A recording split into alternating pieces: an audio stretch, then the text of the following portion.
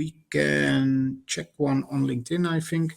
It's from Jan Willem. Yes, how can we leverage AI to improve agile processes without risking the teams become too dependent on technology, making them less flexible in responding to change? I think that is a good question to ask.